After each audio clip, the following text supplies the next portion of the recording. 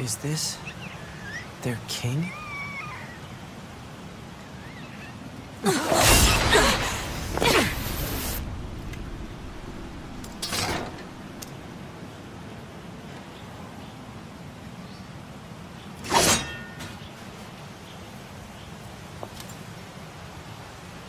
The English term of perspective is a really vague word when you think about it.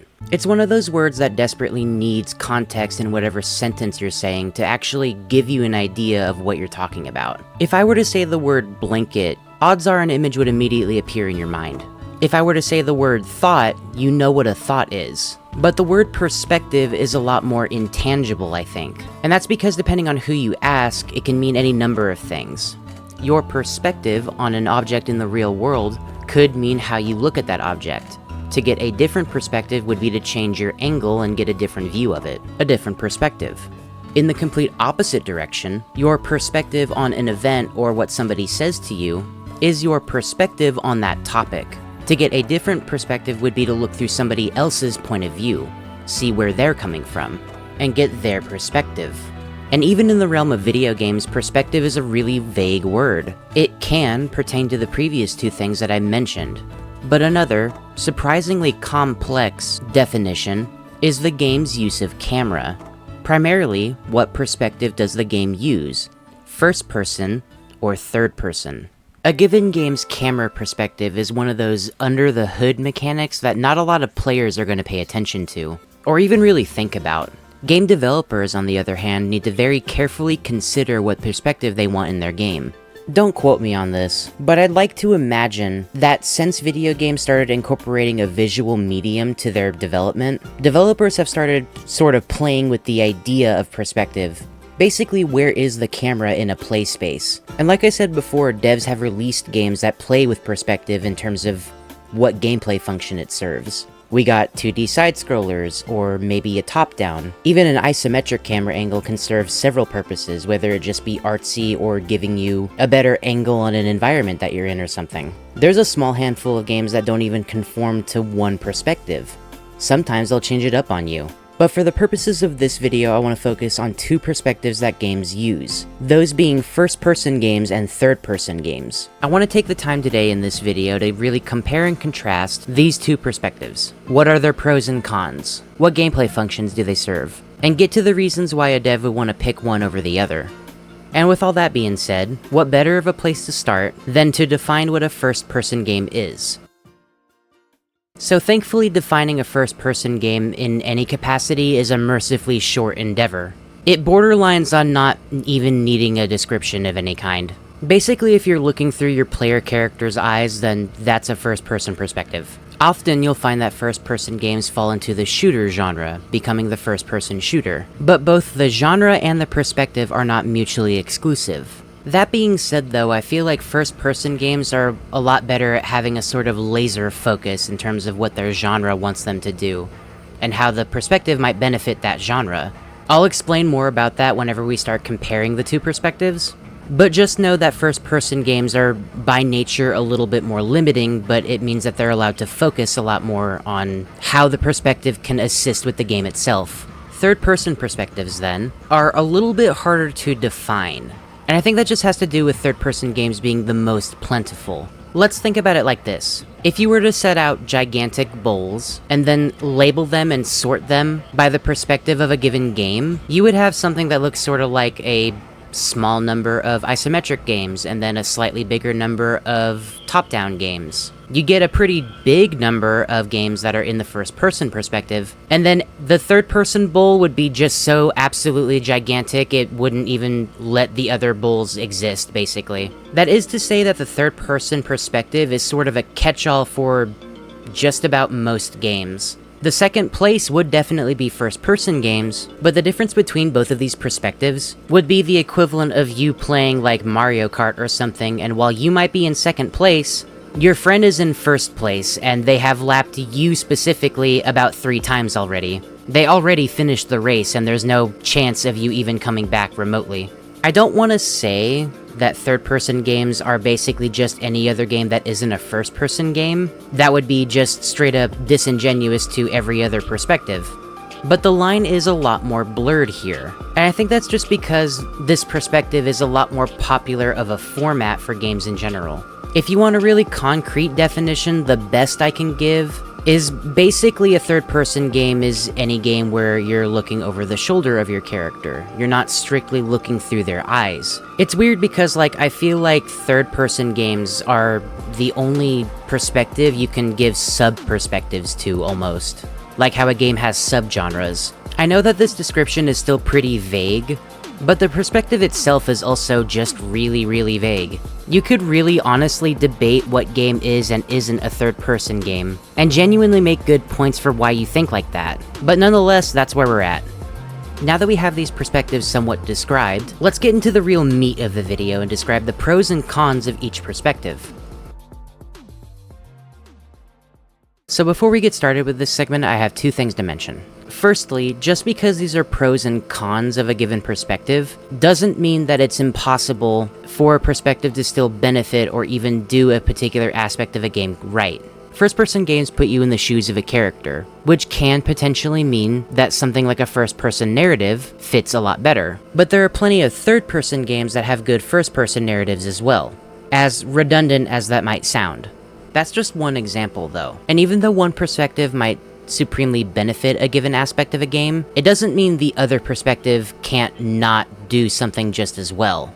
Secondly, there's a very good video by Nick Robinson detailing his proposal for what a second-person game would look like. It's right at 16 minutes, and if you're curious about what a narrative and gameplay sort of focus a second-person game would look like, then I highly recommend that one. It's only tangentially related to this video's topic, but I still thought it was cool and related enough to bring up.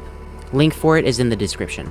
Let's start with a really easy take. First-person games benefit very highly from having immersion be sort of the main focal point in most games that you'll play. Story-focused first-person games specifically seem to really have this as its main thing. It certainly makes a lot of sense. If you're expected to experience a made-up fictional world, then why wouldn't you be in somebody's shoes to do so? With this method of thinking, I don't think it's off base to say that third-person games have to fight a little bit harder to get your control and put you in that sort of suspension of disbelief state. Immersion is a really important thing in most video games, but I feel like the perspective of first-person means that the perspective itself does a lot of the legwork for the developers, and I think picking apart immersion in this way really only means one thing, at least primarily.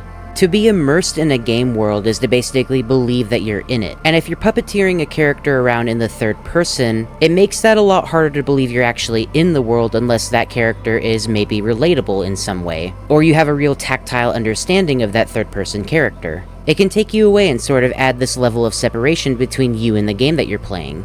And first-person games seem to just completely ignore these issues. If you're playing a first-person game and are holding a firearm or reload the firearm, there is some part of you that believes you are the one doing that, not the character that you're playing as. And this is mostly not a conscious thing, it's almost entirely subconscious. Immersion is one of those puzzles that devs are always going to need to solve for their game, so long as immersion is one of the goals. It's interesting then, that one of the most innately immersive experiences you can get out of gaming is also almost always in the first person. VR gaming is one of those topics I can definitely talk about for absolutely every hour you can imagine, if given the chance. But I'm gonna try to keep this part as brief as I can. Immersion is so pivotal to VR sort of as a whole that it's partially the reason why you even buy a VR headset of any kind.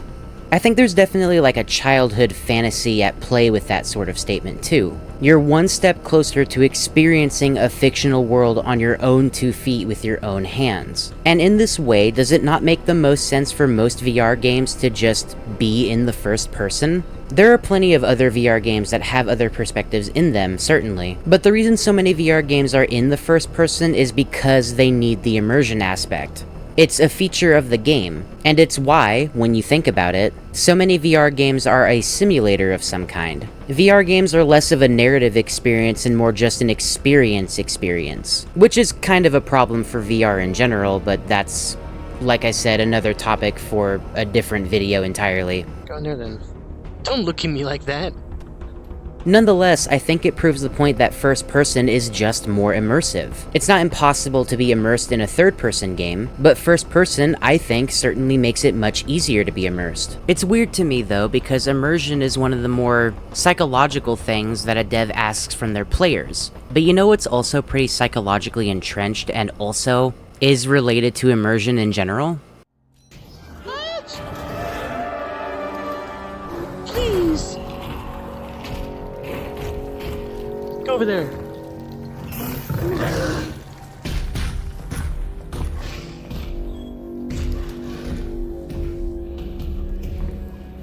Okay.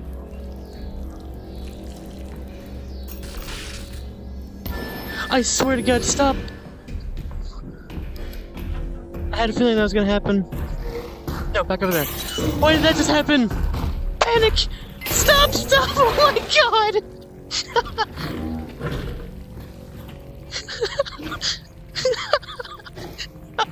I hate this.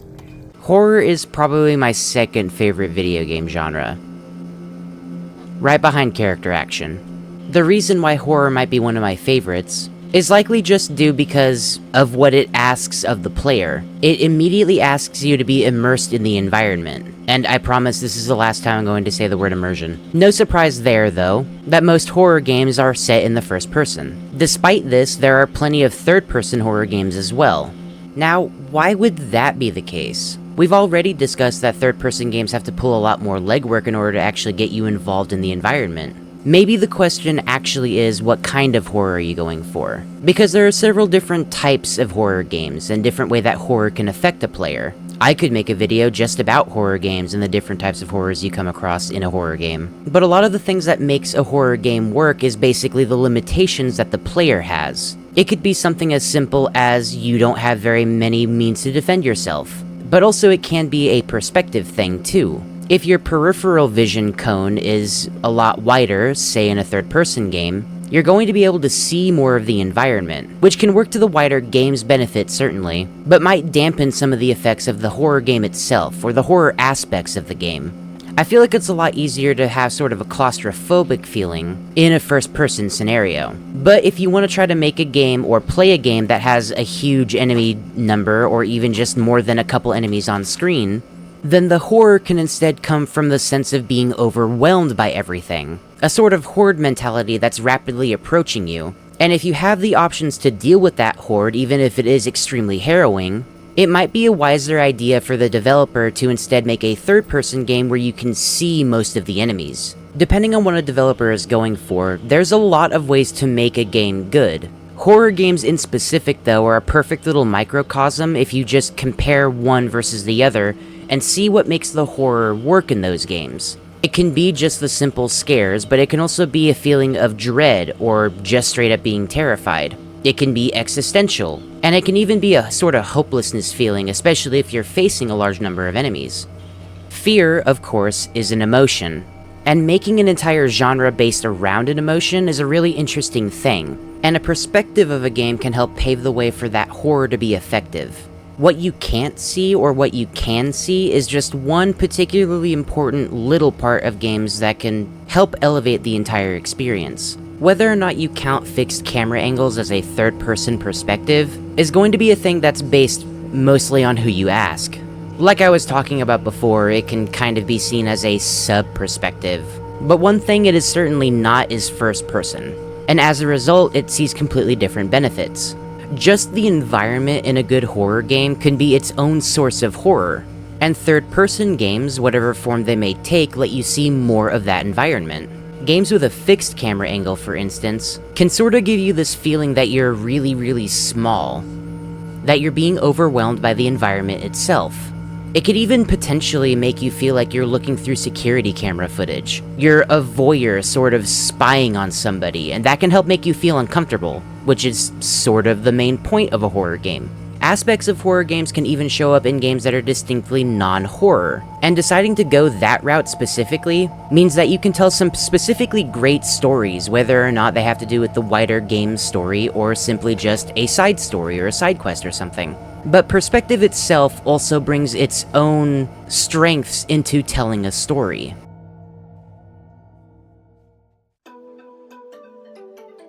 The impact of a good game story really can't be understated.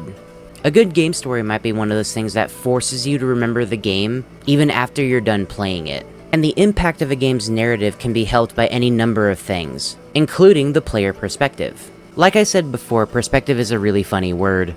And the perspective on a narrative can mean two things. Primarily, a story told in the third or first person refers to them doing something for third person or you doing something in first person, and that's not what we're talking about here.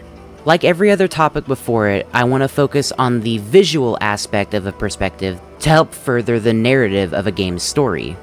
Like I said before in the first segment, with regards to first-person games that focus on a story, you're in the player character's shoes. Naturally, there is some part of you that believes you are going through the story, so it can help to tell a story about you as the character going through this world. If the player character is not a stand-in for the player, then instead, a first-person story might be seen as autobiographical. With this, you can basically play through a given person's story, theoretically one that is very different to your story in real life. They're allowed to be less relatable. Or rather, I guess, they give you the room to believe a larger-than-life story that they went through. This has to do with a feeling of suspension of disbelief, which is to say you believe, actually genuinely believe, that you are an active participant in this story. You're the main character in this story. And I know that third-person games do the same thing, but they do it just a little bit differently. In third-person games, it's my belief that there is a tertiary, obfuscated wall that subtly prevents you from fully being in a player character's shoes.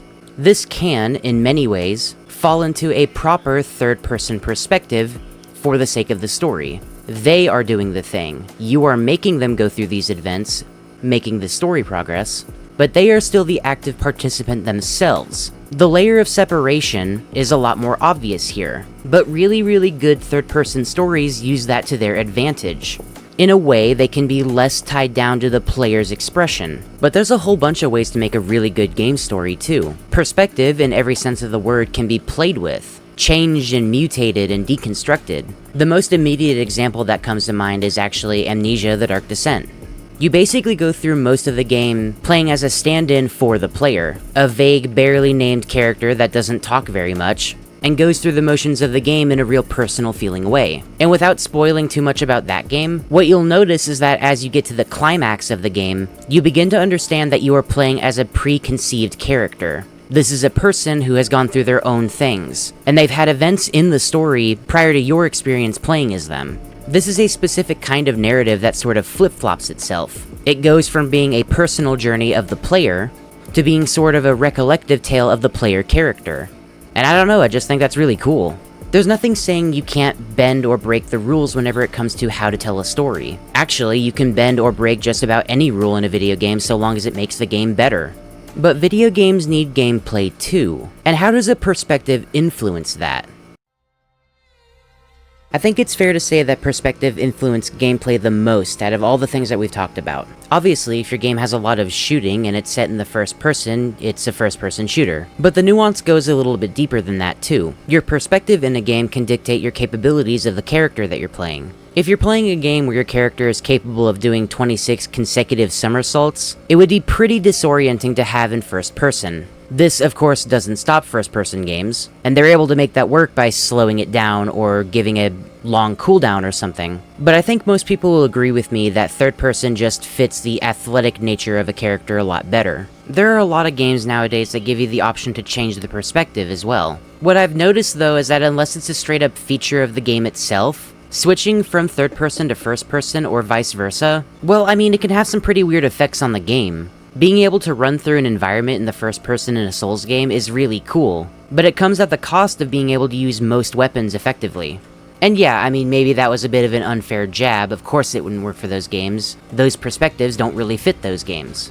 But it's through looking at the mods for these games that we're able to entertain the thought of what if they had their perspectives flipped. And I think it's playing these alternative modes or mods for these games that they sort of give us an idea of how different the game would be if they had a different perspective. But we can take an even deeper look. From the developer angle, there are some interesting pros and cons with these perspectives as well. If you're a dev making a first-person game, for example, You don't necessarily need to make full-body character animations. Of course, you can opt to do that if you want to, especially if your game is multiplayer, but it's not necessarily expected to look 100% the part. It just needs to look good enough. And that's a whole thing that devs use to their advantage. But perspective also influences combat in a pretty interesting way too. If you're making a third-person shooter, one that has a mechanic for headshots or weak spot damage or something, a zoomed out look from the third person might mean that targeting that weak spot could be an issue. There's a couple of ways to alleviate this. If your game is particularly stylized and not very realistic, then you're given a little leeway to play with body proportions. A dev could also tinker with the camera itself, zooming it in or out in a third-person game, and fine-tuning it to a way that actually feels good to play. Similarly, because of a third-person camera being zoomed out and maybe over the shoulder of a character, this can end up sorta by proxy giving an unfair advantage to some players using corner peeking. This can be a particularly big issue if you're playing a cover shooter in the third person. But like anything else, you could balance it to make it be a feature, or something like the map design completely alleviates this issue. There's more than one way to fix it, but choosing to make a shooter in the first person immediately alleviates this particular problem. But a strange conundrum exclusive to first-person games is the topic of peripheral vision. If you've ever played a first-person game and saw a damage indicator on your screen, pointing you in the direction of where the damage came from, this is something akin to a band-aid fix for first-person games, specifically dealing with the problem of peripheral vision. But damage indicators don't negate damage. They simply tell you where it came from. You could potentially run into an issue where you're playing on a super hard difficulty or super hard mission or something, and have it to where a particularly aggressive melee enemy might be already attacking you. Because you might be playing on a harder difficulty, they might one or two shot you. And there was no way to prevent that if they were off-screen. And third-person games simply give you more screen real estate to see them coming from further away. And one last little thing I'd like to bring up as well. It's my opinion that first-person games kind of don't handle melee combat as well as third-person games do.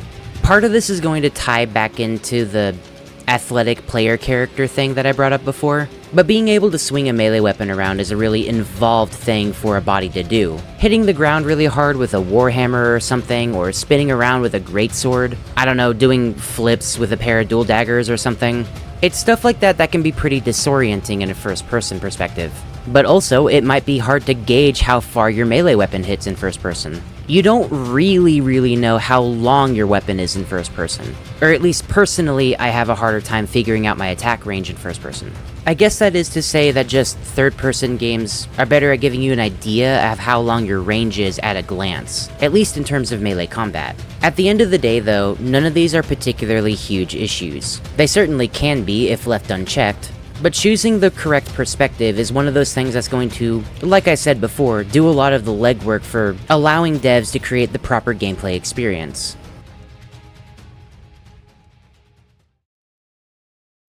Oh hey, you're still here. Well, thanks for watching this far in. Like I said in the beginning of this video, just because a perspective does something better than its opposite perspective, or opposite in the case of this video, doesn't mean that the opposing perspective can still do it just as well. More work needs to be done to make it function, sure, and sometimes a given perspective might make something easier, but a part of me likes to imagine that video games are just a really interesting puzzle piece. One where every piece can sort of be shaven off or refined in some way to make it fit. And who knows, maybe the picture comes out a little bit better than you intended. I'm gonna go ahead and wrap up now though. If you liked it, then don't forget to hit the like and subscribe.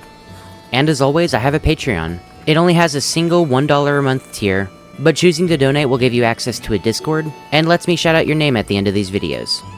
But now that everything's all said and done, I'm gonna go ahead and get out of here. Have a good day, everybody.